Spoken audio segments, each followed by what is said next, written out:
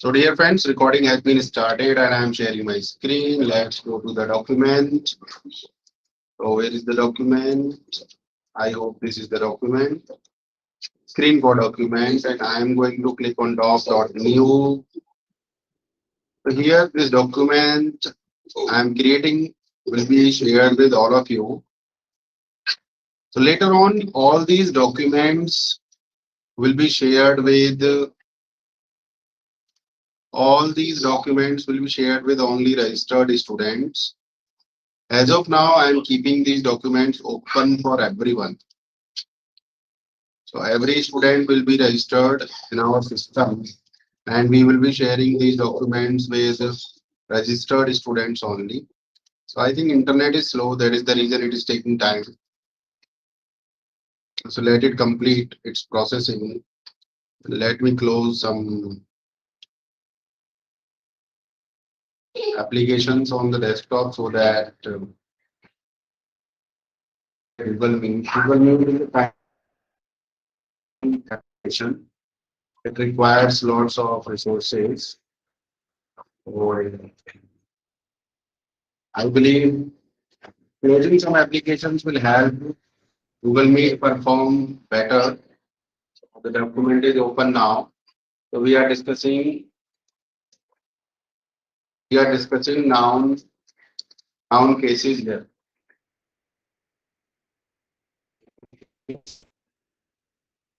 Noun cases I am going to discuss with all of you, and let's get started. Noun cases. So dear friends, my way of teaching noun cases is very interesting. I am telling you, believe me, क्योंकि noun cases तो आप किताब से भी पढ़ सकते हो, YouTube पे और भी बहुत सारी वीडियो हैं जो बिल्कुल किताबी ज्ञान को उठा के इंटरनेट पर डाल देते हैं। अब जो मैं नाउन केसेस की जो क्लास में आपके साथ आज शेयर करने वाला हूँ, ये क्लास बहुत ही ज्यादा खास है। क्यों खास है? क्योंकि नाउन केसेस पढ़ाए हुए मुझे बहुत दिन हो गए, मैंने रिवाइज भी नहीं किए हैं, और मैंने अभी किसी पेज को, किसी वेबसाइट को, किसी को भी रेफर भी नहीं किया है। तो मैं क्या करूंगा कि अब जो मुझे नाउन केस को पढ़ाऊंगा वो बहुत ही ज्यादा नेचुरल होगा, और क्योंकि मुझे पढ़ाते समय दिक्कत भी होगी क्योंकि मैंने रिवीजन नहीं किया है। एक टीचर जब रिवीजन करता है तो वो पॉइंट्स को एकदम सटीक लेकर आता है। वो पॉइंट्स तो सटीक पॉइंट्स वो कई बार टीचर के खुद भी समझ में नहीं आए होते, क्योंकि वो उठा के लाया होता है और वो स्टूडेंट्स के ऊपर लाके थोप देता है। तो वो के दोनों के लेवल से ऊपर चले जाते हैं। बट इस क्लास में क्योंकि मैं आपके साथ लाया हूँ एक नेचुरल लेसन, जिसका मुझे खुद नहीं पता कि क्या फ्लो होने वाला है, तो एक रिवीजन के लिए बहुत अच्छा होगा, ये सीखने के लिए बहुत अच्छा होगा। हम बिल्कुल ही कॉमन मैन और ले मैन की तरह। तो केस एक्चुअली जो नाउन केस जो टॉपिक है, मैं इससे एग्री ही नहीं करता। इस टॉपिक का नाउन, इसका जो टॉपिक का नाम है वो नाउन केस होना ही नहीं चाहिए। टॉपिक का नाम नाउन केस होना ही नहीं चाहिए, मुझे ऐसा लगता है। बाकी इस पे आप रिसर्च कीजिएगा और मुझे बताइएगा कि इस टॉपिक का नाम नाउन केस होना चाहिए या नहीं होना चाहिए, और होना चाहिए तो क्यों होना चाहिए, और नहीं होना चाहिए तो क्यों नहीं होना चाहिए। आप ये मुझे डिस्कस करके, रिसर्च करके अपना बताइएगा जरूर। टॉपिक का नाम नाउन केस होना नहीं चाहिए, क्यों नहीं होना चाहिए? मेरा क्या जवाब है, क्यों नहीं? क्यों नहीं में हम इसको कर देते हैं ब्लू। तो सबसे पहले हम समझेंगे कि केस होता क्या है, नाउन केस मेरी समझ के हिसाब से क्या होता है। क्योंकि आप इंग्लिश मुझसे सीख रहे हैं और मैं आपको सिखा रहा हूँ, तो मेरी समझ में आना बहुत जरूरी है, तभी मैं आपको समझा पाऊंगा। तो मैं क्या समझता हूँ नाउन केस से, समझिएगा। बहुत ही इंटरेस्टिंग देसी तरीका है, क्योंकि आप देसी हैं, आप हिंदी से चालू होते हैं और रटी हुई चीजें समझ में नहीं आएंगी। एकदम लॉजिक होगा अगर किसी चीज में, तो समझ में आएगा। चलिए शुरू करते हैं। तो मेरा नाम है सुनील, आप मुझे जानते हैं सुनील टेम्स गुरुजी के नाम से। क्यों जानते हैं? क्योंकि मैं यहाँ बैठा हूँ क्लास में और मेरा नाम है सुनील डैम गुरु जी, तो आप मुझे देखते हैं सुनील डैम गुरु जी की नजर से, एक टीचर की नजर से। तो आपके लिए मैं टीचर हूँ, बट कहीं पर मुझे सुनील देखती है मेरी माँ, मेरी माँ, तो मैं उसके लिए बेटा हूँ, सन। और वाइफ के लिए मैं हस्बैंड हूँ, राइट। मैं अपनी डॉटर के लिए फादर हूँ। तो आप अगर ये चीज नोटिस करें कि मेरी पोजीशन क्या है एक पर्टिकुलर, वो निश्चित कर कि मैं क्या हूँ। वो तो मैं आखिरकार सुनील, सुनील, बट कोई मुझे गुरुजी बोलता है, कोई मुझे सर बोलता है, कोई मुझे पापा बोलता है, डैडी, कोई मुझे बेटा, कोई मुझे हस्बैंड बोलता है, कोई मुझे फ्रेंड भी बोलता है, कोई मुझे साला भी बोलता है, कोई जीजा भी बोलता है, कोई मुझे नागरिक भी बोलता है, कोई मुझे डायरेक्टर भी बोलता है, कोई फाउंडर भी बोलता है, कोई जस्ट बाजार भी, कोई इंडिविजुअल बोलता है, कोई पर्सन भी बोलता है, कोई लिविंग बीइंग भी बोलता है। तो डिपेंड्स सिचुएशन क्या है मेरी, उससे बदलता है कि मेरा रोल क्या है। तो हम कह सकते हैं कि role and position decide who I am at that time और in that situation. Role and position, मेरा रोल क्या है, पोजीशन क्या है, ये डिसाइड करते हैं कि मैं कौन हूं उस समय पर और इस स्थिति में, सिचुएशन में मैं क्या हूं। टाइपिंग एरर है, ठीक कर दिया। तो role and position decide who I am at that time और in that situation. In the same way, in the same way, जो नाउन है, नाउन हैज डिफरेंट केसेस। क्योंकि मैंने बोला कि मैं केस से अग्री नहीं करता हूं, तो मैं मानता हूं कि नाउन की जो केसेस हैं, जिन्हें मैं पोजीशन कहता हूं, जिन्हें मैं रोल, तो आप मेरे हिसाब से समझ लीजिए कि नाउन केस क्या है। तो नाउन केस है नाउन रोल एंड पोजीशन। मैंने ये समझाया कि नाउन का सेंटेंस के अंदर, in in in the sentence, noun role and position in the sentence क्या है, वो है noun case. Role and position in the sentence, role and position of the noun in the sentence is called noun case. चलो लिख लेते हैं, role and position of the noun in the sentence is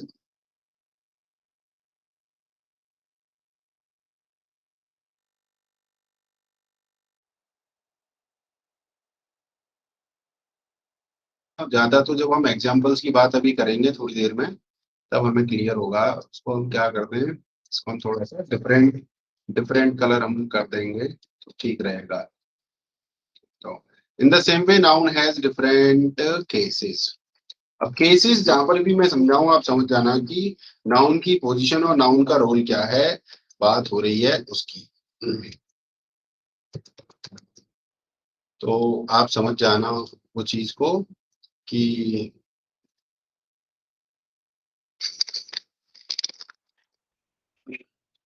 sentence में noun की जो role है और position है उसकी बात हो रही है। तो उसके आधार पर, based on that role and position कितना होता है देखते हैं। इसको लेफ्ट अलाइन करते हैं, 1 करते हैं, और यहाँ लिखते हैं, कहाँ जा रहा है भाई, नॉमिनेटिव केस। तो पहला जो केस होता है नॉमिनेटिव केस होता है, और दूसरा जो केस होता है वो ऑब्जेक्टिव केस होता है। तीसरा जो केस होता है वो आपका जो मतलब का होता है वो पजेसिव केस होता है। चौथा जो केस होता है वो होता है एपोजिशन, वोकेटिव केस होता है। और इनके बारे में मैं आपके साथ अब डिटेल में बात करने वाला हूँ। बहुत ही मजेदार लेसन है दोस्तों। वीडियो को अभी पॉज करो और कमेंट करके बताओ कि यहाँ तक सेशन कैसा जा रहा है, क्योंकि बिल्कुल नेचुरल मैं आपको पढ़ा रहा हूँ, मेरी कोई प्रिपरेशन नहीं है, मेरे पास जो नॉलेज है उसके बेस पे पढ़ा रहा हूँ। बहुत समय से मैंने नाउन केसेज को छुआ नहीं है, आज फिर से मैं नाउन केसेज आपको पढ़ा रहा हूँ। तो मेरी जो मेमोरी है, मेरी मेमोरी के अंदर जो घुसा हुआ है, जो मेरी कॉमन अंडरस्टैंडिंग है, जो जनरल समझदारी है, वहां से आपके लिए मैं पढ़ा रहा हूँ। तो आप यहाँ से ज्यादा सीखेंगे, क्योंकि ये आपके ऊपर कोई भी नियम थोपा नहीं जा रहा है, मैं खुद से बहुत ही कॉमन सेंस के साथ चीजें लेकर आ रहा हूँ, तो वो आप सीखेंगे।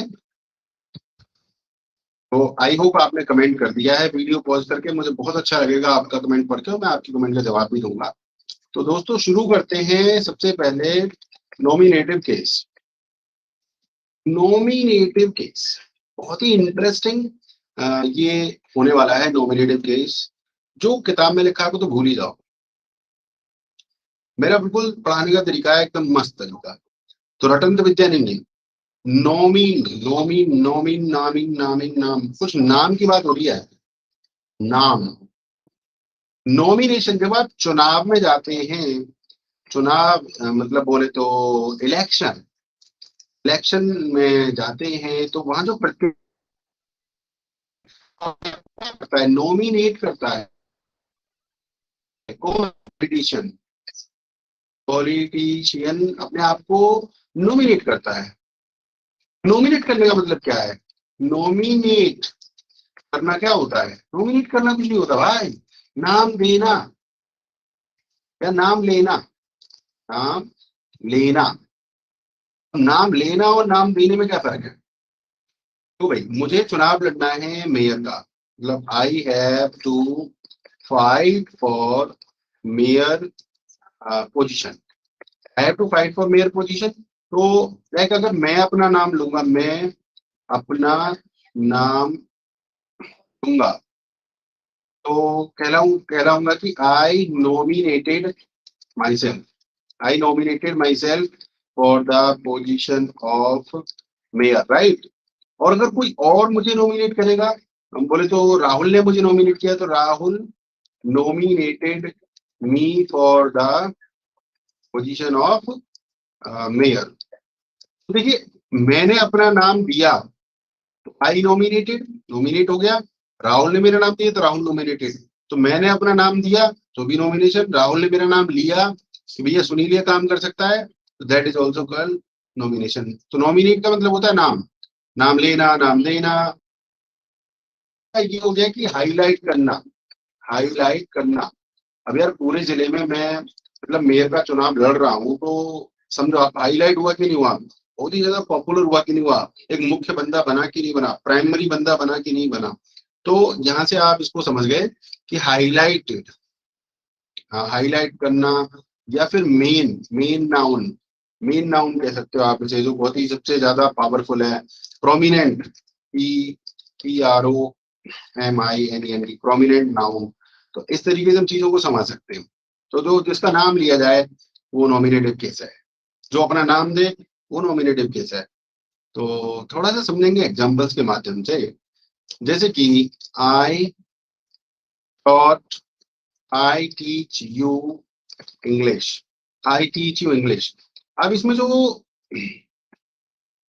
आई की जगह मैं थोड़ी देर के लिए लगा लेता हूँ Rahul, Rahul teaches you English. तो आप देख रहे हो कि राहुल है, राहुल का, तो मैं आपका नाम ले रहा हूँ कि नहीं ले रहा हूँ, राहुल का, राहुल टीचेज यू इंग्लिश। तो मैंने क्या किया है, I have nominated Rahul in this sentence, I have nominated Rahul in this sentence. तो ये राहुल जो है मतलब नॉमिनेटिव केस है। Taj Mahal is a wonderful building. तो मैंने किसको नॉमिनेट किया है इसमें, ताजमहल को, ताजमहल को नॉमिनेट किया। अब हमारे टीचर क्या रटाते हैं, जो सब्जेक्ट में आए वो नॉमिनेटिव केस है। हाँ ठीक है, वो भी गलत थोड़ी है, वो भी गलत नहीं है, बट सब्जेक्ट का मतलब क्या है, मतलब मुख्य मुद्दा है, इसको हमने हाईलाइट किया है, मुख्य मुद्दा है ये, और हमने इसको हाईलाइट किया है।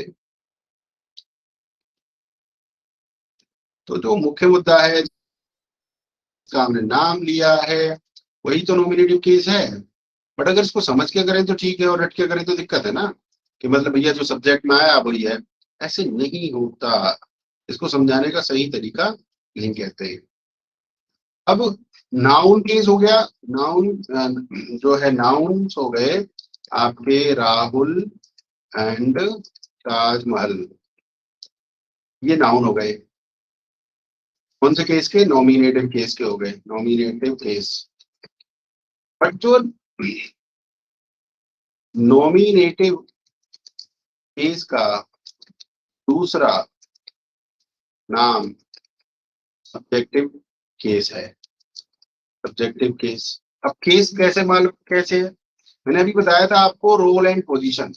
Role and position of any noun, any noun in the sentence is case, या फिर is called its case. Its case. Role and position of any noun in the sentence is called its case. तो अब देखिए, जो राहुल है वो sentence का subject है, और राहुल ने मुझे 2000 रुपीज दी है, 200 2000 डजंट मैटर, 2000 रुपीज दिए। तो राहुल गेव मी, तो who is the subject of the sentence? Who is the subject of the sentence? Rahul है। राहुल आपका है सब्जेक्ट, राहुल। बड़ा बात तो समझो कि राहुल का हम नाम ले रहे हैं, उस हिसाब से भी वो नॉमिनेटिव सब्जेक्टिव है। राहुल सब्जेक्ट है, उस हिसाब से भी है। तो जो सब्जेक्ट में आए वो तो आप समझ ही जाओ कि है, एक समझने का रटने का तरीका है। बट समझने का तरीका ये था कि इसको हम हाईलाइट कर रहे हैं, वो मेन फोकस है उस सेंटेंस का जिसका हम नाम ले रहे हैं। और नॉमिनेशन क्या होता है इसको भी हम समझ सकते हैं, सब्जेक्ट क्या होता है इसको भी हमें समझना चाहिए। सब्जेक्ट होता है विषय। विषय, जब आप कोई किताब पढ़ते हैं तो किताब के बाहर ही लिखा होता है विषय। विषय का नाम science, civics, history, digital marketing, English language, English speaking, affiliate marketing, ये सब चीजें पहले लिखी होती हैं। तो वो जो किताब है, विषय का नाम, उससे ज्यादा इंपॉर्टेंट थोड़ी है कुछ, वही तो किताब का नाम है। तो इस सेंटेंस में जो सब्जेक्ट है वही सबसे ज्यादा इंपॉर्टेंट उस समय पर है, उसी को हाईलाइट किया जा रहा है, उसी का नाम लिया जा रहा है। दैट इज द रीजन, वही नॉमिनेटिव केस है। नॉमिनेटिव केस कैसा लगा वीडियो पोस्ट करके? अभी नॉमिनेटिव केस पे आप कमेंट जरूर करें, मुझे अच्छा लगेगा, प्लीज। और बात करते हैं हम दूसरे केस की।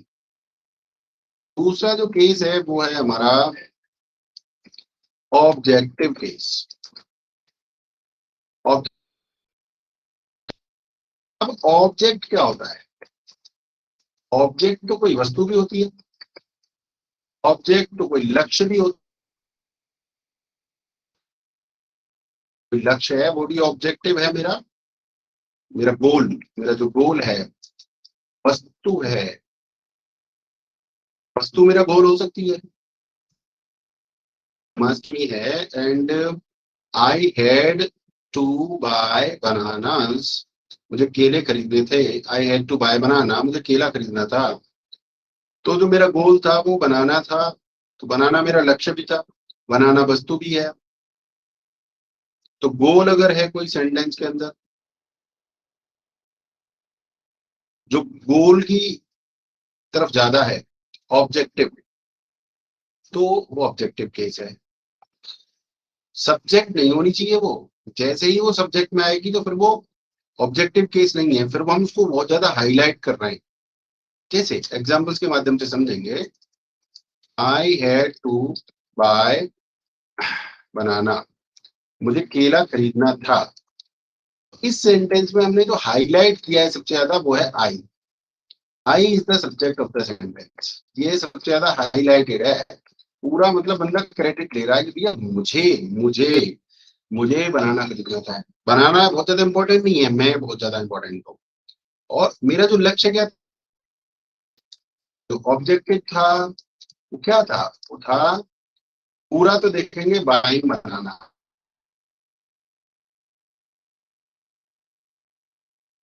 पूरा जो था वो था, बट अगर इसमें सिर्फ हमने देखा नाउन देखा जाए, वो था बनाना। बनाना हो गया हमारा ऑब्जेक्टिव केस, लक्ष्य, गोल, वस्तु। एक सेंटेंस ये देखिए कि बनाना इज न्यूट्रिशियस फूड। मैंने कहा कि बनाना बहुत ही ज्यादा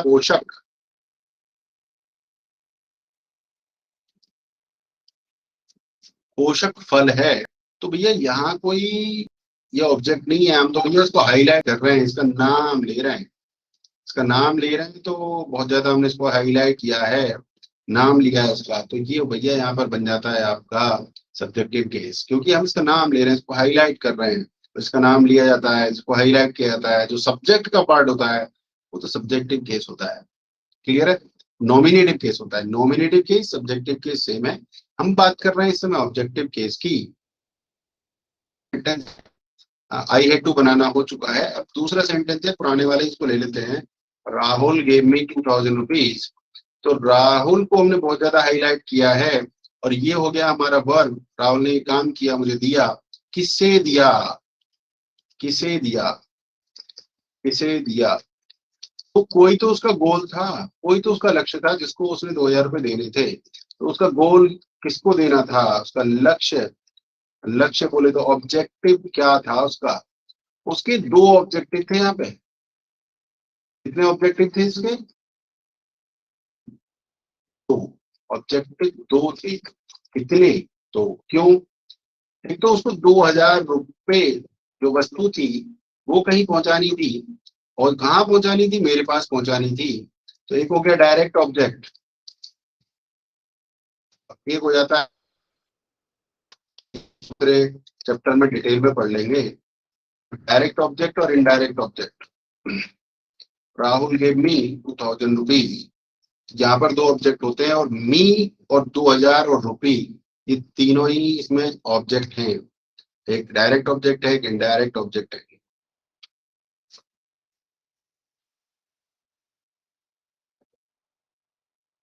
थोड़ा सा समझ लीजिए कि डायरेक्ट और इनडायरेक्ट ऑब्जेक्ट में क्या फर्क होता है। Rahul gave 2000 rupees to, Rahul ने दिए 2000 रुपये, राहुल ने दिए 2000 रुपये मुझे दिए। जो टू के बाद का पार्ट आता है, जैसे सेंटेंस वो पहले वाला था, राहुल गेव मी 2000 रुपीज, तो राहुल के बाद जो मेन फोकस है ना, वो 2000 रुपये पर है।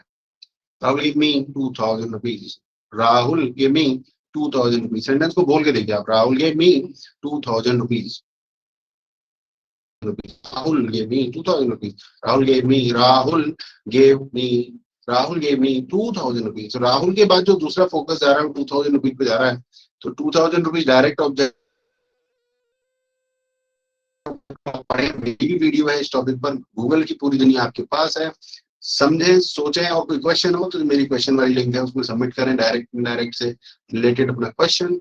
और अब बात कर लेते हैं थोड़ी सी रटंत विद्या की। रटंत विद्या में आपका सेंटेंस में दो पार्ट होते हैं, सब्जेक्ट एंड ऑब्जेक्ट। तो ठीक है, थोड़ा सा रटने वाली बात यह है कि जब आपका जो नाउन, जो नाउन ऑब्जेक्ट का पार्ट हो, ऑब्जेक्ट का पार्ट हो, ऑब्जेक्टिव केस कहलाता है। It is called objective case.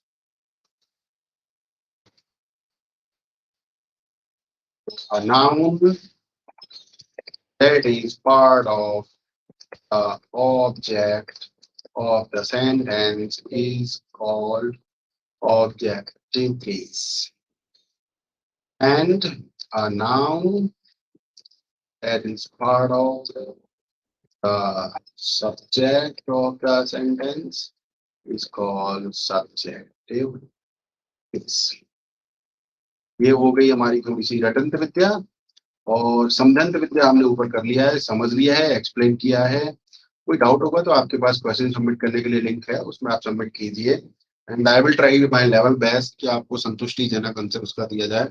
अब जैसे कि मैंने आपको बताया था कि सब्जेक्टिव केस को हम नॉमिनेटिव केस भी कहते हैं, या फिर आप उल्टा कर दीजिए, नॉमिनेटिव केस को हम सब्जेक्टिव भी केस भी कहते हैं। इसी प्रकार ऑब्जेक्टिव केस का एक नाम और है, वो है accusative case. Accusative case, accuse accuse का मतलब क्या होता है? तो आपको translate.google.com का इस्तेमाल बहुत ज्यादा कर लेना चाहिए। और मैं आपके रेफरेंस के लिए यहाँ पे करके दिखा रहा हूँ कि इससे कितने फायदे होते हैं। बहुत ज्यादा फायदे हैं जब आप इंग्लिश सीख रहे हैं। ट्रांसलेट और गूगल ने हमारी जिंदगी बहुत आसान कर रखी है। एक्यूज, गूगल थोड़ा नाराज है, इसका मीनिंग नहीं दिखा रहा है। थोड़ा सा करते हैं कुछ और, रिफ्रेश वगैरह करके देखते हैं इसको।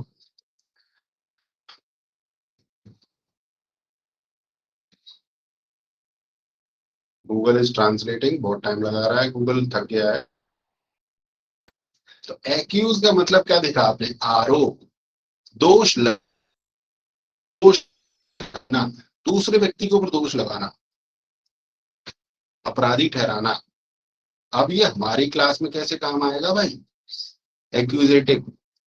तो एक्यूज माने होता है दोष या आरोप लगाना। हमारे सेंटेंस में कैसे काम आएगा? थोड़ा सा लॉजिक लगाना पड़ेगा, आ सकता है। जैसे कि Rahul gave me 2000 rupees. Rahul के पापा ने राहुल को 2000 रुपए दिए और उन्हें बोला कि भाई सुनील को दे के आओ ये। तो वो आया मेरे पास, उसने मुझे 2000 रुपए दे दिए। तो अब वो 2000 रुपए का आरोप किस पे लगाएगा? कहाँ है? मतलब दोष की तरीके से ना समझिए इसको, एक एक तरीके से जिम्मेदार ठहराना समझ लीजिए। हाँ, तो पॉजिटिव लगेगा, नहीं तो बुरा सा लगेगा, आपको कोई दोषी ठहरा दिया। तो राहुल ने जो 2000 रुपए का ठीकरा किसके ऊपर फोड़ा, और उसके पापा ने भी बोला था कि भाई सुनील जी को दे के आओ, और राहुल ने सुनील जी को दे दिए। तो 2000 रुपए का दोषी कौन है? 2000 रुपए का जिम्मेदार व्यक्ति कौन है इस समय? मैं हूँ। तो मुझे दिए, मेरे ऊपर आरोप है, किस चीज का आरोप है? 2000 रुपए। तो जो आरोप का पूरा मामला है, तो वो है मुझे 2000 रुपए। तो दोनों ऑब्जेक्टिव केस है। हम जिसके ऊपर दोष लगा देते हैं वो ऑब्जेक्टिव हो जाता है। जैसे हमने तीर मारा, तो मैं जो तीर का दोष है, तीर की जिम्मेदारी वहां निशाने पर दे रहा हूँ, गोल पर। एक्यूजेटिव केस है। आप धीरे धीरे इसको समझ जाएंगे, आप ऑब्जेक्टिव से भी काम चला सकते हैं अपना। और अगर आपको एक्यूजेटिव भी समझ में आ जाता है तो बहुत बढ़िया हो जाएगा काम आपका। तीसरा जो केस है, जो हमने ऊपर लिखा है, ये पूरा डॉक्यूमेंट मैं आपके साथ शेयर करने वाला हूँ। ऑनलाइन कोचिंग का सबसे बड़ा फायदा ये है कि जो डॉक्यूमेंट मैं आपके लिए बना रहा हूँ, जो टीचर बोर्ड पे लिखता है, वो आपके साथ शेयर नहीं हो पाता है। वो सब मिट जाता है, टीचर की मेहनत भी कहीं ना कहीं वेस्ट हो जाती है इसमें। पर ये डॉक्यूमेंट मेरे पास भी रहेगा और मैं आपके साथ भी शेयर कर लूंगा। और रिवीजन के लिए बहुत अच्छा है। इनफैक्ट आपसे अपने मोबाइल में खोल सकते हैं, लैपटॉप में खोल सकते हैं, वीडियो आप देख ही रहे हो, और आप इसमें अपने एग्जाम्पल्स जोड़ सकते हो। आप इसको अपने होमवर्क के लिए इस्तेमाल कर सकते हो, आप अपने स्टूडेंट्स के साथ इसे इस्तेमाल कर सकते हो। बड़ी बात तो ये है। तो तीसरा है अपना जो ऑप्शन है वो पजेसिव केस है। बट मैं अभी पजेसिव केस आपको बाद में पढ़ाऊंगा। पजेसिव केस को मैं भी स्किप कर रहा हूँ। मैं अभी आपको वोकेटिव पढ़ाऊंगा, जो कि बहुत इंटरेस्टिंग है, इजी है। जो टफ है वो मैं बाद में पढ़ाऊंगा। Vocative case, vocative case. तो वोकेटिव केस हम समझेंगे। क्या बवाल है ये! तो मेरा पढ़ाने का तरीका थोड़ा देसी रहता है डियर फ्रेंड्स, जिससे कि आप मेरे साथ आसानी से जुड़ सकें, चीजों को इजीली समझ सकें। तो वोकेटिव केस में छुपा है वोकल। वोकल माने क्या होता है? आवाज। वोकल कोड यहाँ पे होती है, हमारे गले में वोकल कोड होती है, वो होती है आवाज। तो वोकल माने होता है आवाज, और आवाज से संबंधित यानी आवाज। मैंने आपको क्या बताया? मैंने आपको बताया कि नाउन केस क्या होता है? Role and position of noun is called noun case. और मैं कह रहा हूं आपसे कि अब वोकेटिव केस की बात कर रहे हैं हम। वोकेटिव केस में क्या छुपा होता है? वोकल छुपा होता है। वोकेटिव केस में क्या होगा? नाउन के जो रोल है, जो पोजीशन है, वो आवाज के अंदर छुपी है। क्या मस्त मतलब लॉजिक निकाल के लेके आ रहा हूं मैं आपके लिए, कि नाउन की पोजीशन वोकल में छुपी है। वोकल बोले तो आवाज में छुपी है, मतलब आवाज में है। नाउन की पोजीशन आवाज में है, यानी जो नाउन है वो आवाज का हिस्सा है। इंग्लिश में कर लेते हैं थोड़ी सी। A noun which is the part of vocal is vocative case। रटाया नहीं है, मैंने समझाने की कोशिश किया कि आवाज का जो आवाज आवाज कैसे दी जाती है। मैं यहाँ रूम में बैठा हूँ, मम्मी किचन में है, मम्मी ने खाना खा लो, तो कैसे बोलेगी, बेटा ईट फूड। आप देख रहे हैं जो बेटा है और बेटा के बाद लगा है कॉमा, ये था आवाज। आवाज दिखी होगी मुझे, बेटा खाना खा लो, वो सेंटेंस है। तो जो कौन सा सेंटेंस है ये, इम्पेरेटिव सेंटेंस है। इम्पेरेटिव सेंटेंस, इम्पेरेटिव सेंटेंस बहुत ही मजा आना चाहिए आपको पढ़ाने में। ऑर्डर, रिक्वेस्ट, कमांड वाले सेंटेंसेस आपके इम्पेरेटिव सेंटेंसेस कहलाते हैं। इम्पेरेटिव क्या होता है,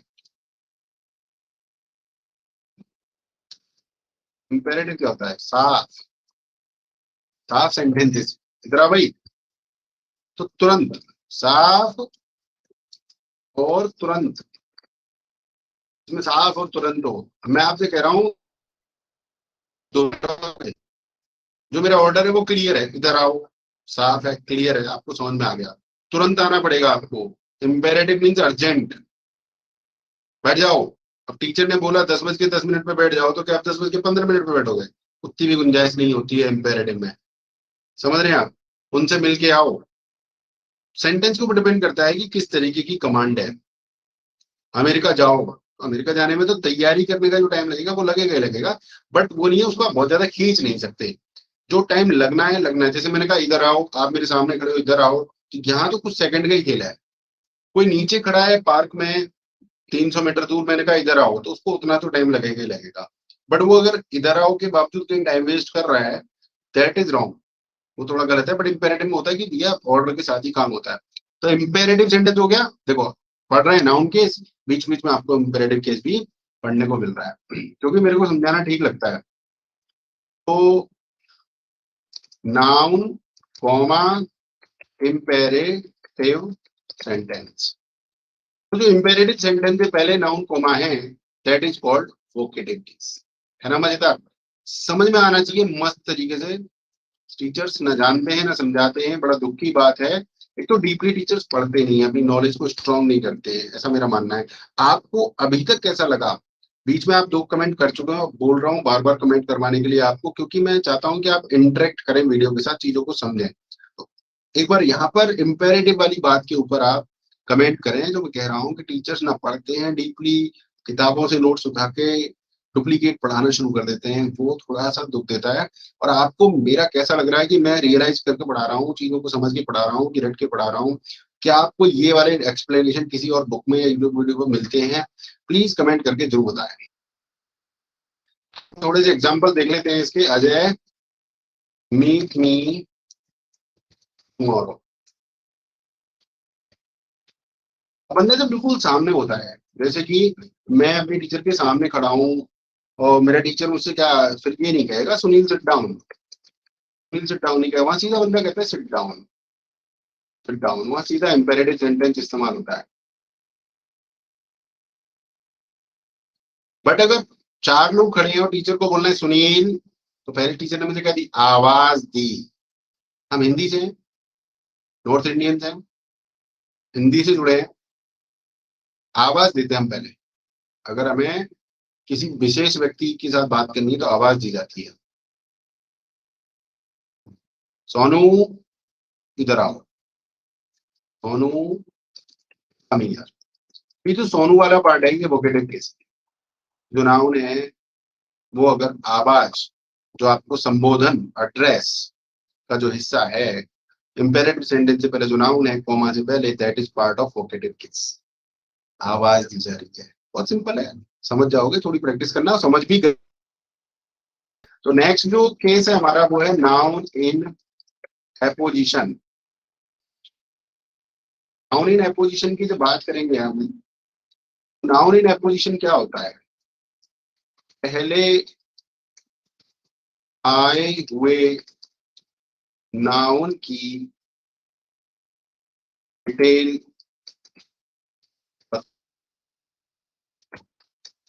पार्ट को नाउन इन एपोजी,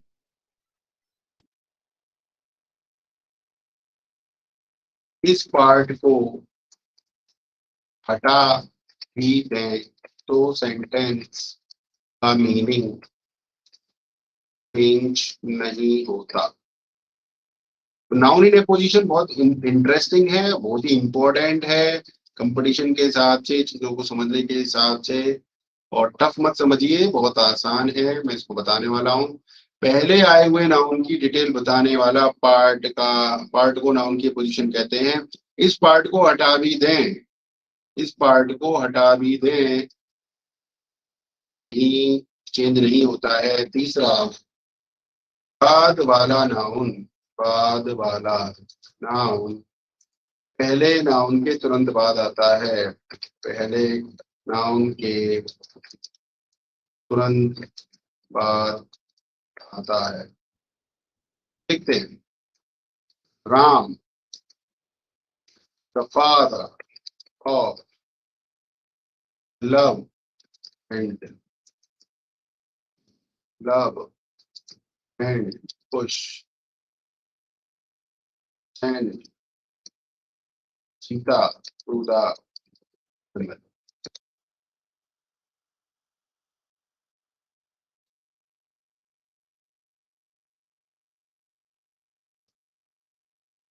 बाद वाला नाउन फ्रेज, नाउन या नाउन फ्रेज पहले वाले नाउन का परिचय कराता है।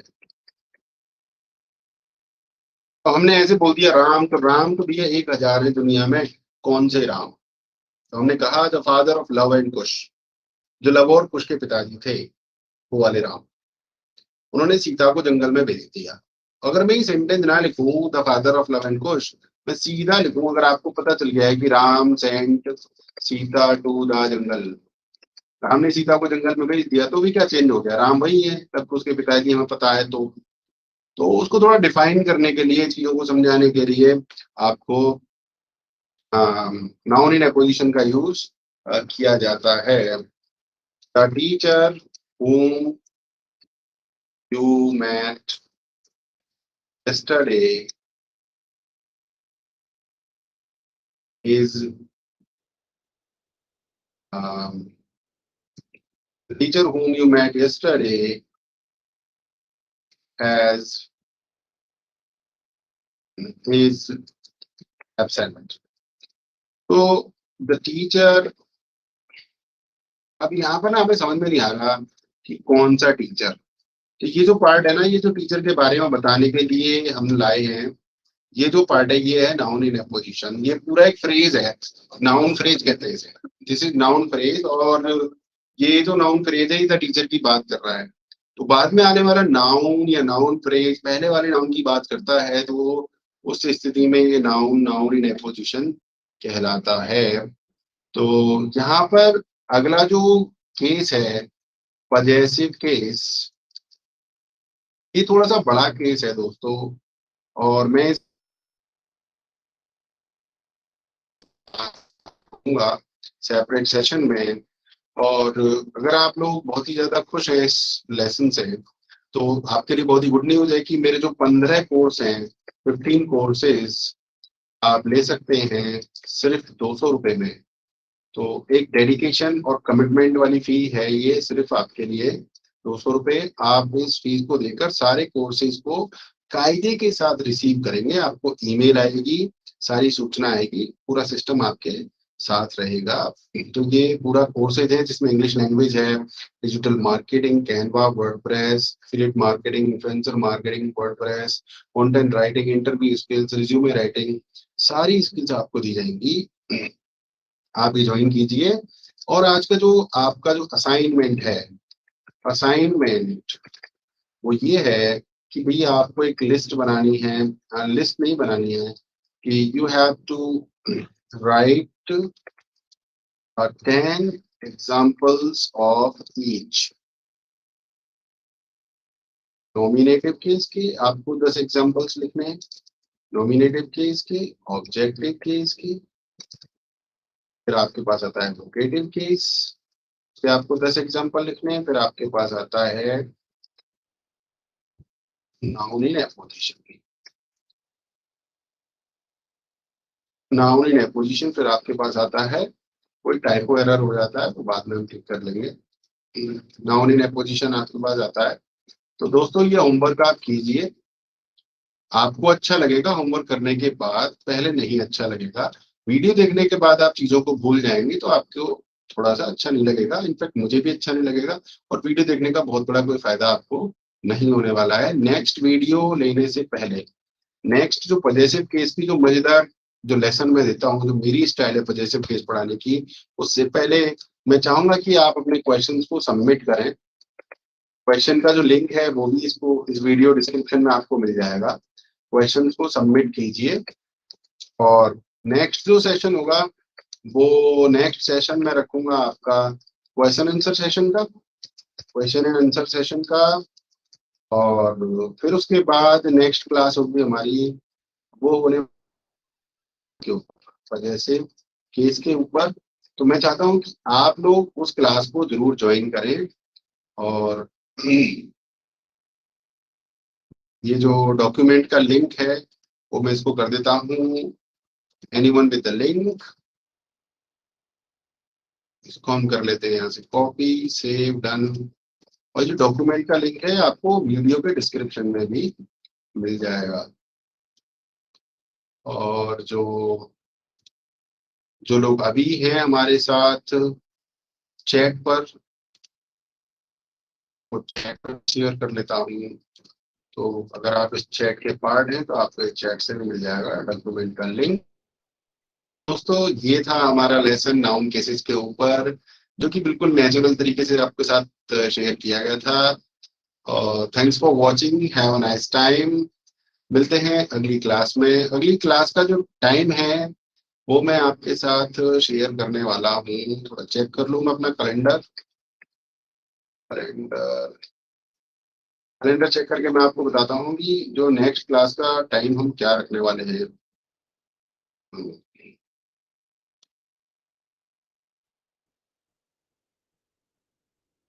जब आप ऑनलाइन की दुनिया में रहते हैं तो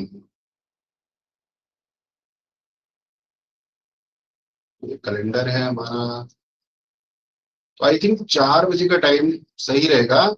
सो let's meet tomorrow at 4 PM।